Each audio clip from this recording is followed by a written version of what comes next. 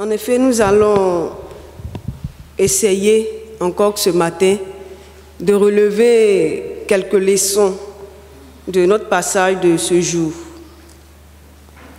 Et l'élément qui a plus attiré mon attention lorsque nous avons lu Exode 19 du verset 1 au verset 8, c'est surtout le but pour lequel notre Seigneur a pu faire sortir son peuple de l'Égypte.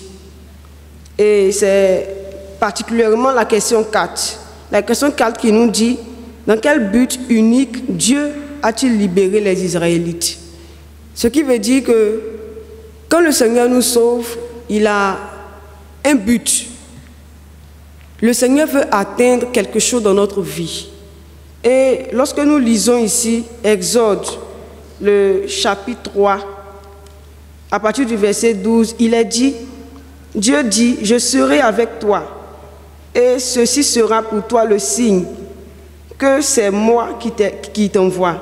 Quand tu auras fait sortir d'Égypte le peuple, vous servirez Dieu sur cette montagne. L'élément qui nous interpelle ce matin, c'est ce petit mot, vous servirez Dieu.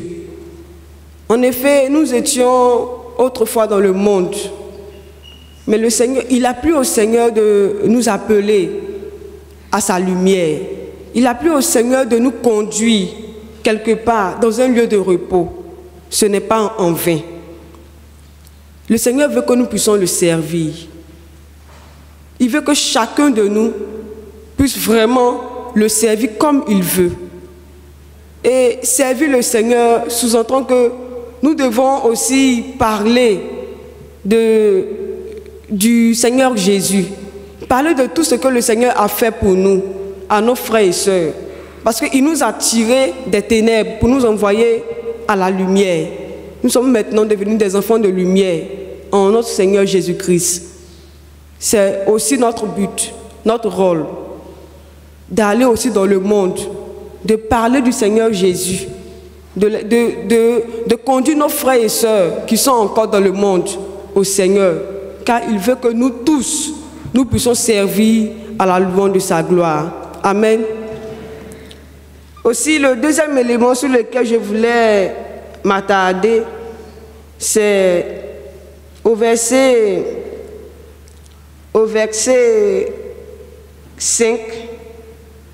Le Seigneur dit maintenant, si vous écoutez ma voix et si vous gardez mon alliance, vous m'appartiendrez en tous les peuples, car toute la terre est à moi. Mais aussi au verset 4, il dit, vous avez vu ce que j'ai fait à l'Égypte et comment je vous ai porté sur des ailes d'aigle et amené vers moi. Alléluia.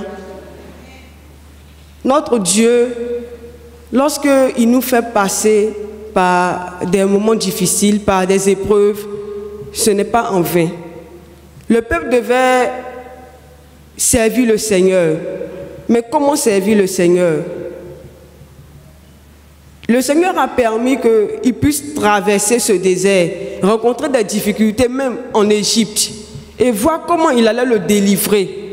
Et c'est un élément sur lequel le Seigneur veut que nous puissions nous appuyer pour le servir. Quand nous servons le Seigneur, nous l'adorons. Le Seigneur veut que nous puissions l'adorer. Mais aussi, il permet des éléments, des circonstances de nos vies pour pouvoir l'adorer. Ici, nous voyons que notre Dieu, il a délivré par son bras puissant le peuple d'Israël. Ce n'est pas en vain. Et il voudrait que ce peuple-là se souvienne de ce que lui, il a fait pour pouvoir mieux l'adorer. Lorsque nous traversons des moments difficiles, nous passons par des épreuves, peut-être par des échecs, mais il arrive des moments où le Seigneur nous délivre. Parce que nous ne passons pas l'éternité dans ces épreuves-là. C'est un élément sur lequel le Seigneur veut que nous puissions nous appuyer pour mieux l'adorer, pour mieux le servir, pour mieux rendre grand son nom. C'est un élément d'adoration du Seigneur.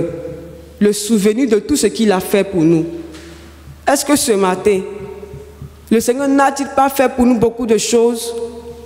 Nous sommes certainement passés par des difficultés, mais le Seigneur nous a délivrés.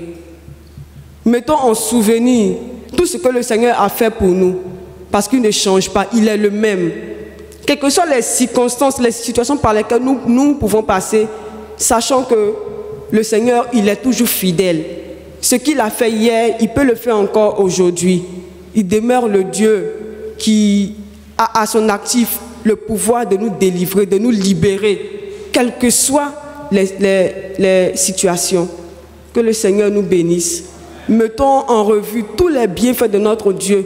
Nous aimons bien chanter ce chant qui dit « Compte les bienfaits de Dieu et mets-les tous devant tes yeux ». Ayons tous les jours en refrain les paroles de ce chant. En cela, nous pourrons mieux adorer notre Dieu. Que le Seigneur nous bénisse. Ce sont ces deux éléments sur lesquels je voulais intervenir. Alléluia. Amen.